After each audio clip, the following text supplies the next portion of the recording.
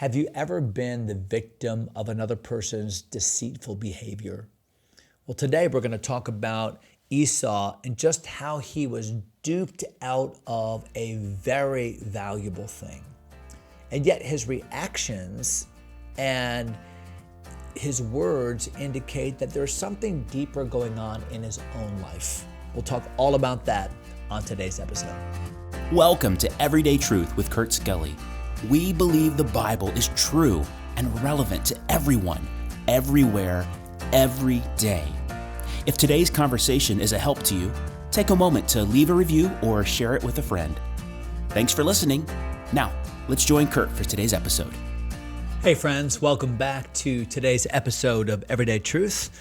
We're in Genesis chapter 27, but I wanted to show you this really cool mug that was gifted to me by my good friends, Jake and Marjorie Jacobs. So here it is. They have a wonderful home, and their decorations are all kind of that southwestern, almost Aztec kind of design. And you can see that in this mug, this Arizona mug. See that mug? I'll tell you what I like most about this mug. It's big. I love big mugs that hold a lot of coffee. So Marjorie especially, thank you for thinking about me and for gifting me such a beautiful mug. We are in Genesis 27, and we have been talking about the deception of Jacob and how Jacob got away with this plan, really hatched in the brain of Rebekah. And we ended kind of mid-episode in verse number 25. So he asks the clarifying question at the end of the conversation after having blessed Jacob, verse number 23. He asked the question, "Art thou my very son Esau?" And he said, "I am." And watch what happens in verse 25. And he said, "Bring it near to me, and I will eat of my son's venison, that my soul may bless thee." And he brought it near to him. This is verse 25. And he did eat, and he brought him wine, and he drank. And his father Isaac said unto him, "Come near now and kiss me, my son." You can't get much closer to a person than to offer that kiss, especially the kind of kiss here where you're putting your face up against their face. It's a side kiss on both sides of the face. And watch what happens in verse 27. So he came near, Jacob came near to Isaac is what that means, and kissed him, and he smelled the smell of his raiment. Now remember, Rebekah had put Esau's raiment on Jacob, and now Isaac is smelling it. He can't see, so he's relying upon his senses. And then he blessed him. See that, verse 27? So this is kind of an extended explanation of what the Bible just said simply back in verse number 23. So he blessed him and said, so here's the comment and the blessing that Isaac gives to Jacob. He says, "See, the smell of my son is as the smell of a field which the Lord hath blessed." So obviously Esau was a man of the fields, so his clothes are going to smell like outdoors. And Isaac is using this as the jumping pad, the launch pad from which to offer a blessing to Jacob. In verse 28, "Therefore God give thee of the dew of heaven and the fatness of the earth and plenty of corn and wine." So in other words, you need water for a successful crop, and then you need fertile soil, and then you receive an abundance of crop, plenty of corn and wine. So that refers to the crops and to the vineyards. Verse number 29, "Let people serve thee, and nations bow down to thee. Be Lord over thy brethren, and let thy mother's sons bow down to thee. Cursed be everyone that curseth thee, and blessed is he that blesseth thee." So in essence, what Isaac is doing here is reiterating the patriarchal blessing, the Abrahamic blessing that had been given to him by his dad, and now that he's passing on to whom he thinks is Esau, but actually is Jacob. And wow, what a blessing. It involves agricultural success. It involves political and nation success. People are going to bow to you. Nations are going to bow to you.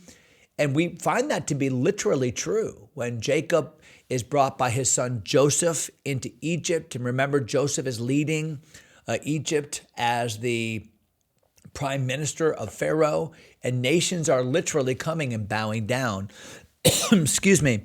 Look at verse number 30. And it came to pass as soon as Isaac had made an end of blessing. So the timing here could not be any more dramatic, because as soon as this is done, watch what happens. Jacob was yet scarce gone out of the presence of Isaac his father, that Esau his brother came in from his hunting. Which, I guess, to go back to Isaac's words, is really a remarkable thing. Remember Isaac's astonishment initially when Jacob came in, posing as Esau, was how is it that thou hast found this venison so quickly? Remember, that was the question that Isaac had asked. So here Jacob spends this time with Isaac. He steals the blessing, but Esau's right there, right on the heels of Jacob. And it's amazing that Esau is there pretty quickly as well. And it says in verse 31 that he also had made savory meat and brought it unto his father. So dad has just had this big meal. He's celebrated this time with Jacob. It's probably been a couple hours, the whole process of making the meal and all of that, probably longer. And now Esau comes in with yet another meal, and he said unto his father, Let my father arise and eat of his son's venison, that thy soul may bless me. So up until this point, this is the highest point in Esau's life. I mean, this is the day for which he has been waiting for many, many years. And understand that Esau and Jacob, twins, same age, they're right about the age of 75, 77, I think is the actual number. So that might seem really old to you, but the lifespans were longer then. And so really just in the prime of life, really. And so Esau has been waiting for this day, and he has the meal. I've done what you've told me to do, Dad. Bless me. And of course, it's in that moment that Isaac knows that something is terribly, terribly wrong. Verse 33, Isaac trembled very exceedingly. So he just began to shake.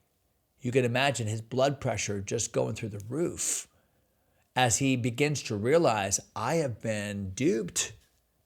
I have done something that is irreversible.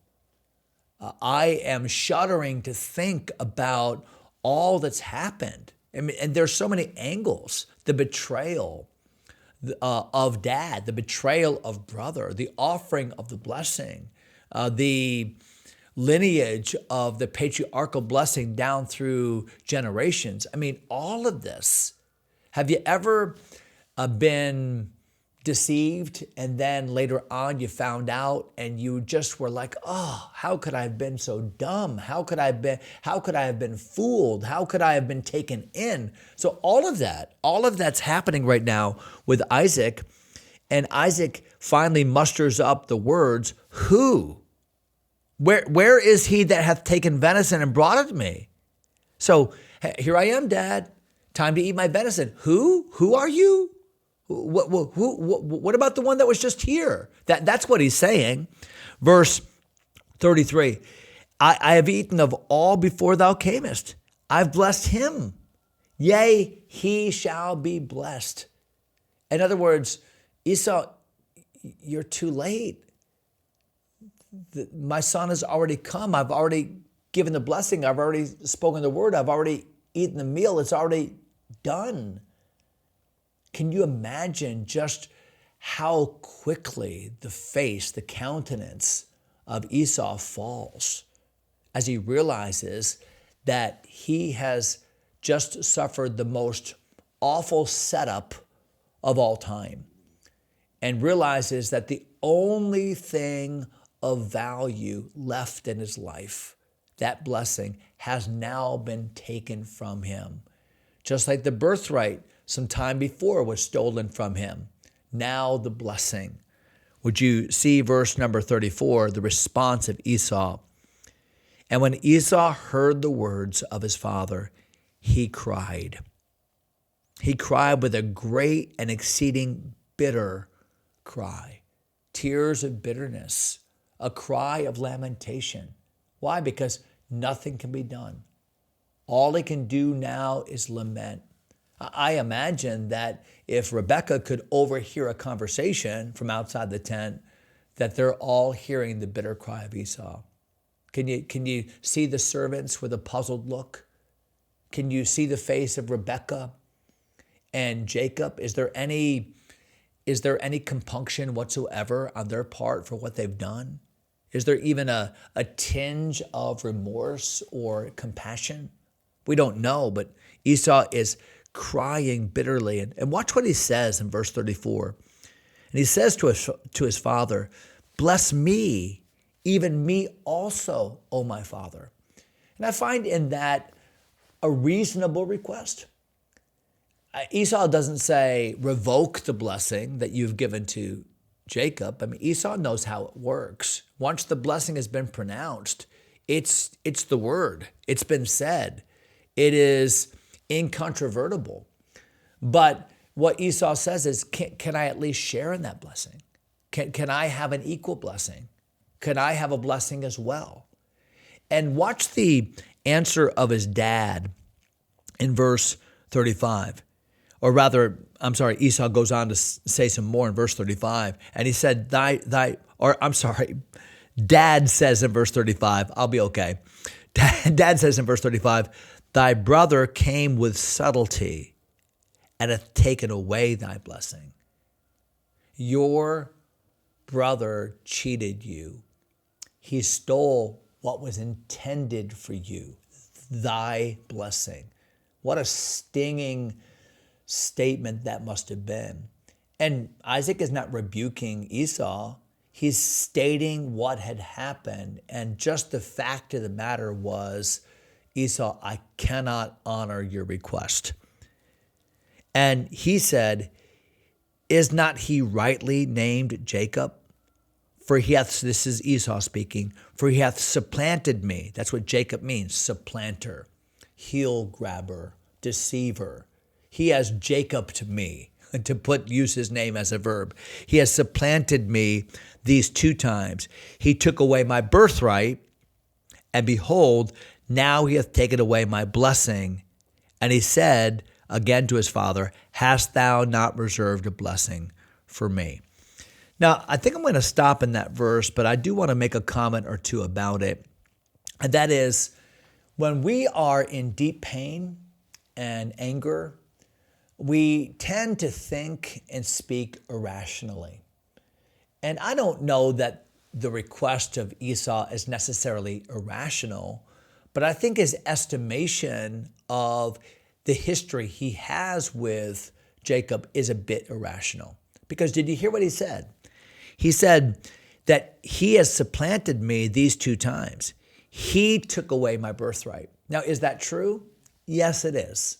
I mean, Jacob certainly capitalized on a weak moment. He certainly knew the carnality and attitude of Esau and was able to leverage that to get the birthright. But what is absent in verse number 36? I think what's absent is any culpability at all on the part of Esau. Like, Esau does not see his contribution to this at all. Esau is bitter. He wants what he wants. He misses what he's missed. But Esau nowhere is expressing any humility here. In fact, what we're going to find is that Esau nurtures this bitterness. He sits upon it. He festers in it. He fertilizes it.